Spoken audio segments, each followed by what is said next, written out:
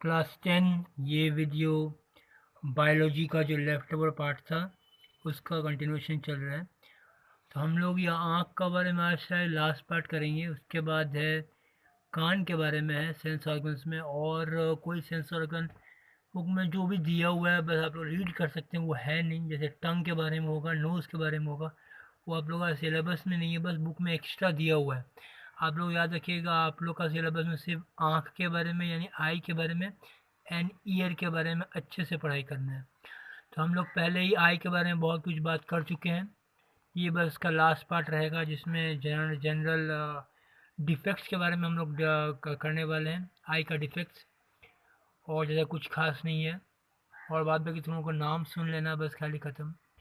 आज का क्लास मैं उठा तो था सुबह में, नैन बहुत देर से उठाया, पर फिर भी मैं उठा था। मैं फिर से सबसे एक बार पूछा, मैं मेल किया, अगर आप लोग बहुत जन का मेन 2-3 जन का मैं मेल किया जो लोग उठते पक्का है, तो उन लोग से कंफर्म कर रहा था कि सब उठा कि नहीं उठा।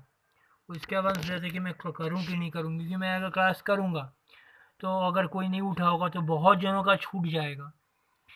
इसीलिए, जबकि वो जो ईयर वाला पार्ट है बहुत काम का पार्ट था, इसलिए आप लोग से रिक्वेस्ट है, आप लोग वेडनेसडे का क्लास मत कैंसिल करवाइएगा। कैसे भी करके मेरे को बहुत जल्दी उठवा दीजिएगा, 5 बजे करीब उठा दीजिएगा। 5 से एक बार कॉल करिएगा, फिर 5:30 बजे कॉल करिएगा और क्लास करवा के रहिएगा, ठीक है। चलिए, तो यहाँ पर अब स्टार्ट करते हैं। इसमें जो मेरा पार्ट छूट गया था उसमें लेंस के बारे में था, ये तो आप लोग जानते हैं, थोड़ा थोड़ा मैं जिक्र करके रखा हूँ सबके बारे में। फिर भी अपना आँख में जो लेंस है वो बाई कन्वेक्स लेंस है। बाई कन्वेक्स लेंस मतलब कन्वेक्स दो तरफ से, यहाँ तरफ से बाई कन्वेक्स लेंस है, ठीक है। और ये हमेशा प्रोड्यूस करता है real and inverted and diminished में होता है inverted image on the retina of the eyes, retina पे बनता है, ठीक है। It is held in position, इसको कोई को पकड़ के रखा है कि कोई पकड़ रखा होगा। It is held in position by ciliary muscles. आप लोग पहले जानते होंगे सीलियरी मसल्स जो कोरल लेयर का ही पार्ट है। सीलियरी मसल्स इसको पकड़ कर रखता है जकड़ में। और सीलियरी मसल्स से सिर्फ नहीं, सीलियरी मसल्स का मैं उस दिन में ज़्यादा एम्फोसिस दिया था, इसीलिए सिर्फ सीलियरी मसल्स बता रहा था। पर ciliary muscles along with suspensory ligaments दो चीज़ है जिसको अपने जगह में होल्ड करके रखा हुआ है। It is held in position by ciliary muscles along with suspensory ligaments, remember, okay. इसके बाद जो है हम लोग बात करने वाले आँख में एक्वस चेम्बर के बारे में और विट्रस चेम्बर में। अगर आपको आँख का साइड व्यू याद होगा तो आँख में यहाँ पे मान लो ये कॉर्निया है, यहाँ पे लेंस है, और लेंस ये सब लेयर सब होगा,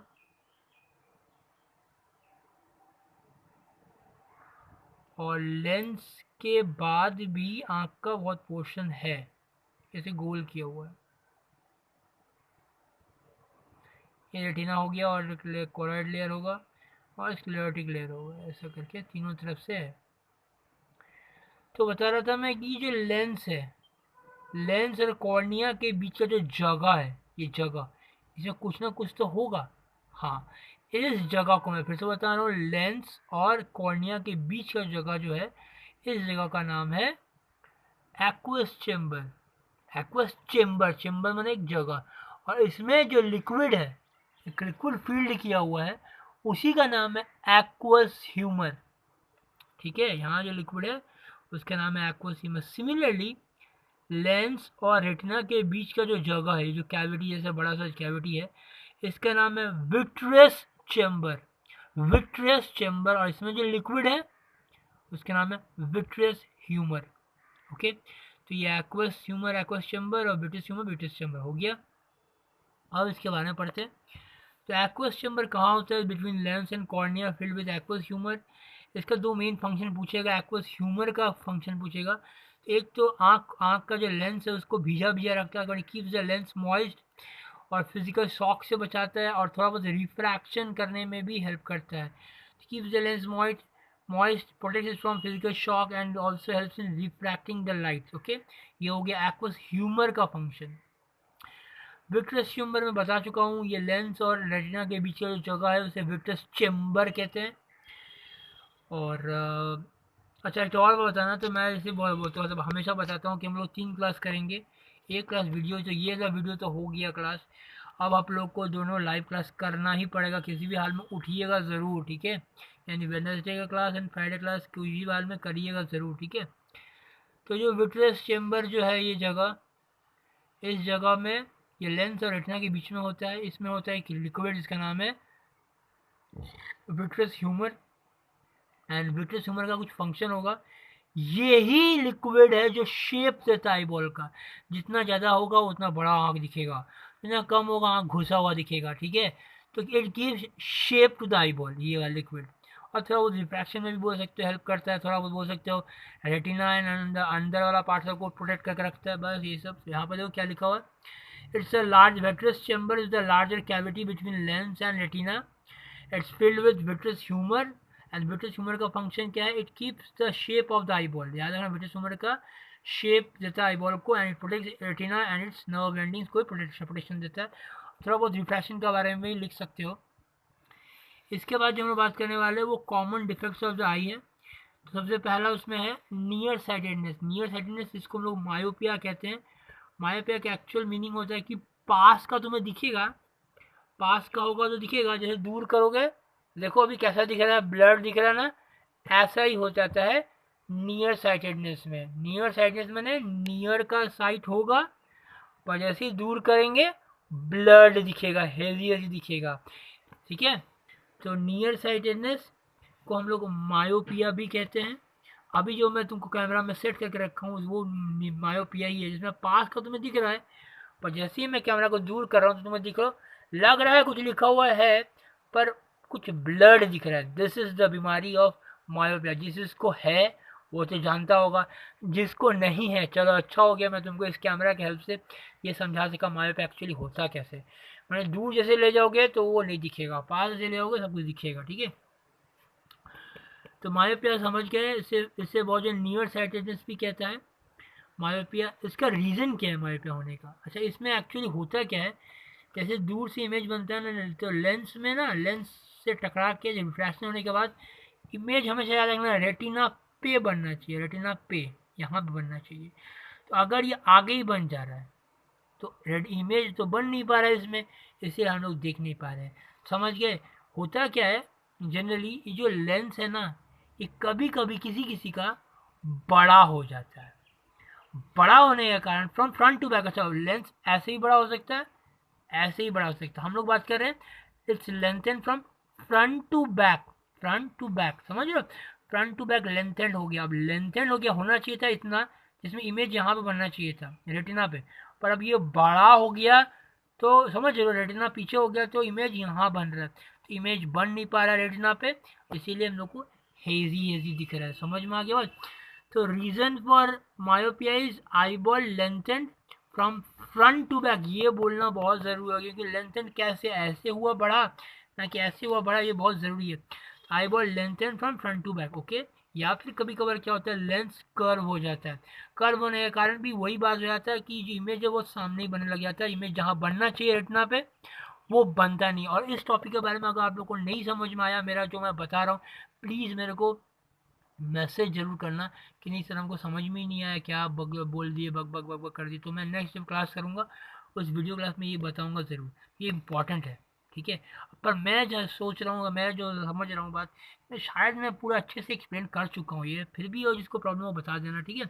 तो आई बॉल बड़ा हो गया है, ऐसे हो गया बड़ा, ठीक है, lengthen from front to back, so image is formed in front of the retina, front of retina पे ही बन गया है, इसीलिए इमेज बन नहीं पा रहा ठीक से, या लेंस इज टू कव, ओके। इसको ठीक किया जा सकता है बाय यूजिंग कनकेव लेंस, यानी कि जो जो ये बीमारी जिसको है।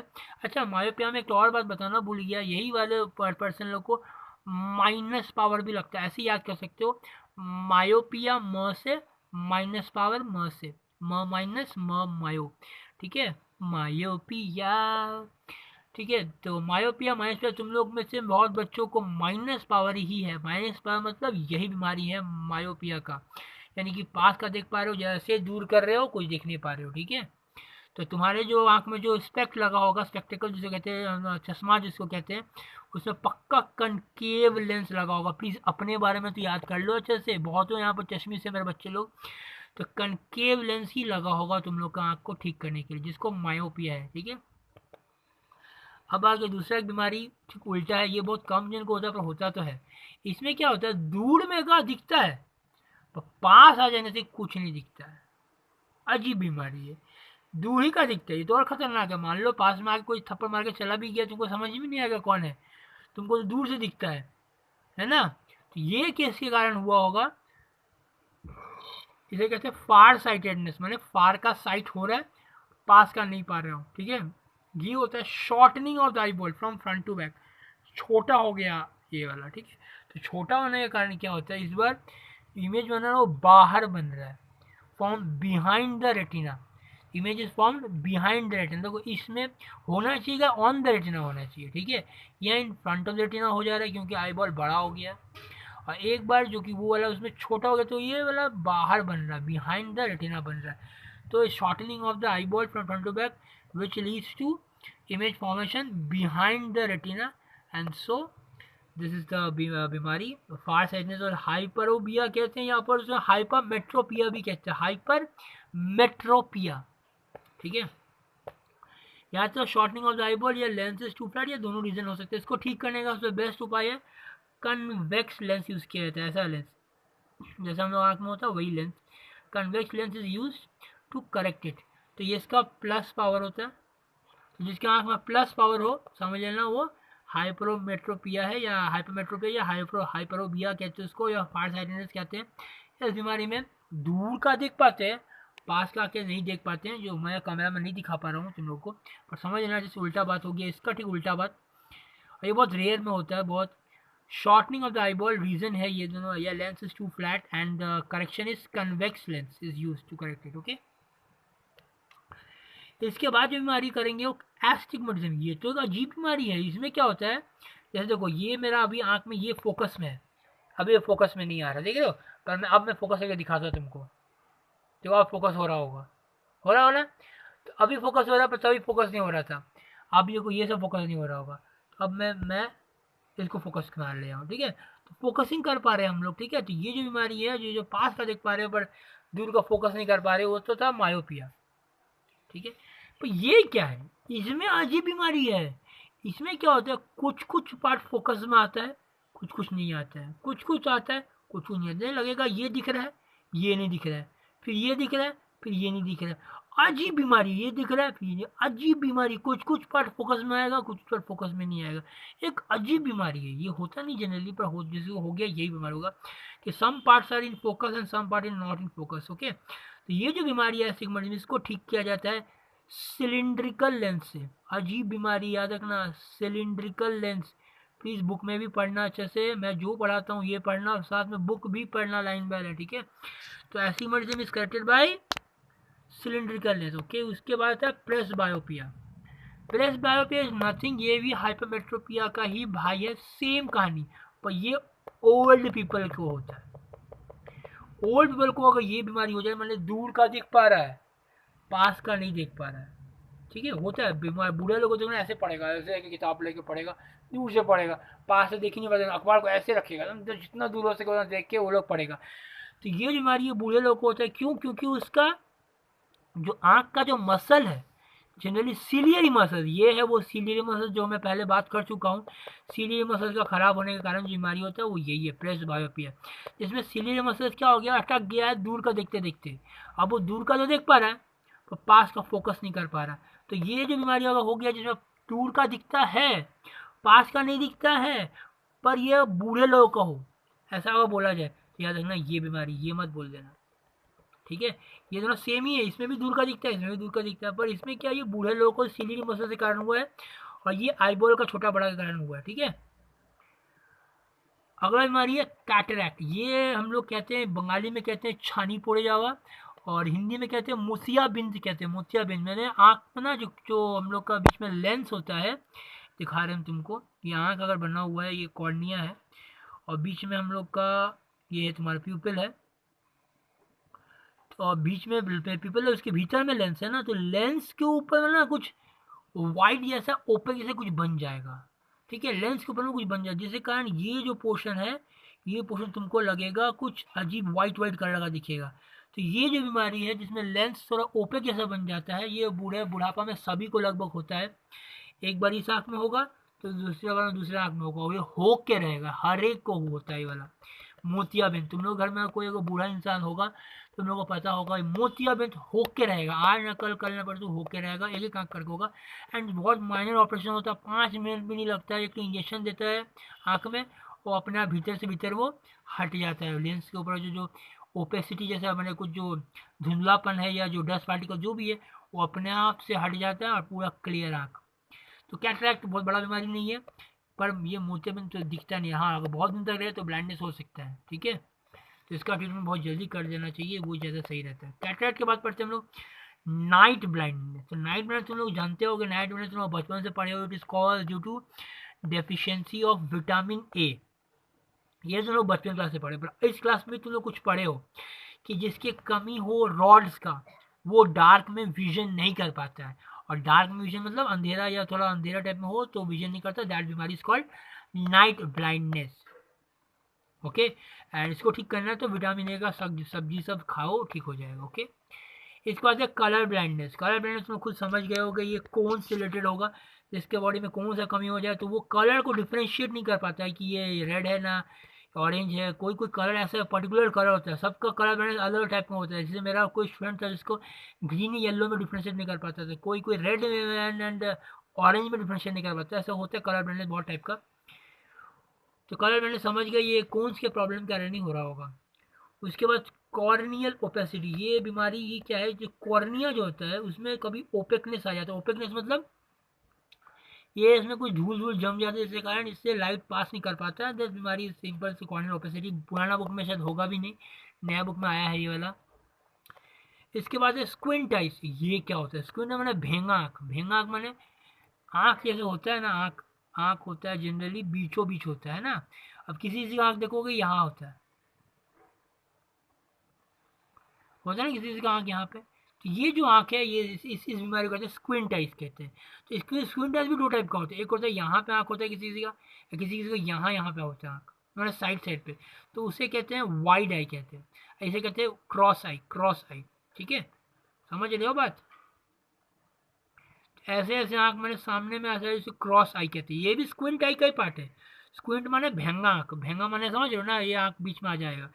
तो इसमें दो टाइप का होते हैं, क्रॉस आई, क्रॉस माने बीच में आज यहाँ पे आ जाना आँख, और वाइड आई माने दूर दूर में यहाँ पे आ जाना वाला को क्या कहते हैं, वाइड आई, ठीक है। अब बात कर रहे हैं मैं बाइनोकुलर विजन, ये क्या होता है। अपना आँख में है ना दो ठो आँख भगवान दिया है, और दोनों आँख से हम लोग देखते हैं लेकिन एक ही चीज़ को है। अगर मान लो इस चीज़ को तुम एक आँख को बंद करके देखो तो तुमको कहीं दिखेगा, फिर इसको बंद करके दूसरा देखो लगेगा दूसरी जगह है।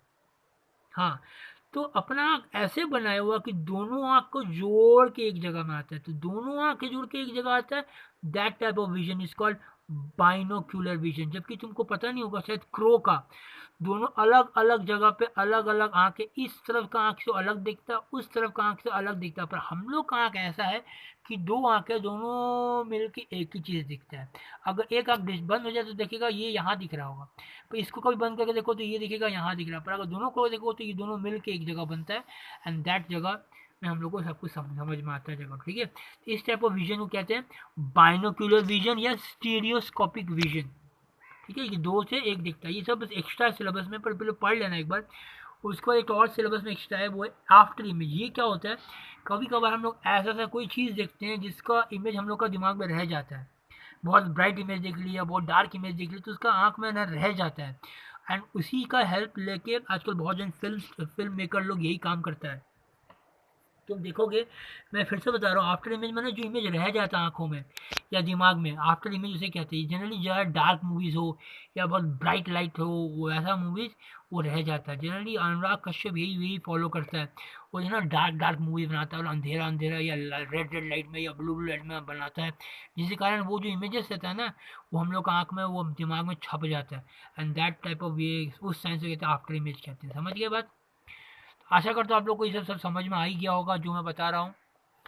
और नेक्स्ट क्लास प्लीज़ आप लोग भूलिएगा नहीं, आप लोगों को करना ही करना है किसी भी हाल में। अगर नहीं कीजिएगा तो आप लोग छूट जाएगा, क्योंकि हमको और कोई ऑप्शन नहीं है, हमको करना ही पड़ेगा दूसरा क्लास, ठीक है। तो ये था पूरा आँख के बारे में, अगला है कान के बारे में करूँगा, ठीक है। और बस इतना ही था। और जिसको फ़ीस देना हो मैं फिर से रिमाइंड कर देता हूँ, मैं इस संडे भी गया था और बहुत जन से कलेक्ट कर लिया। अब आप लोग को जिसको देना हो प्लीज़ मेरे को रिमाइंड कर दीजिएगा एक बार। अभी अगर रिमाइंड करिएगा तो भी अच्छा है, क्योंकि अभी याद रहता है जब सबको, बाद में सब भूल जाता है बहुत जन। अभी रिमाइंड कीजिएगा तो मैं वेडनेसडे को भी निकलता हूँ और संडे को भी निकलता हूँ कलेक्ट करने के लिए। तो जिसको देना हो प्लीज़ मेरे को एक बार कॉल कर लीजिएगा या फिर मेल कर दीजिएगा, मैं आके कलेक्ट कर लूँगा उसके डोर स्टेप में। आप लोग को कोई तकलीफ़ का ज़रूरत नहीं है, ठीक है। तो ओके बाय, टेक केयर।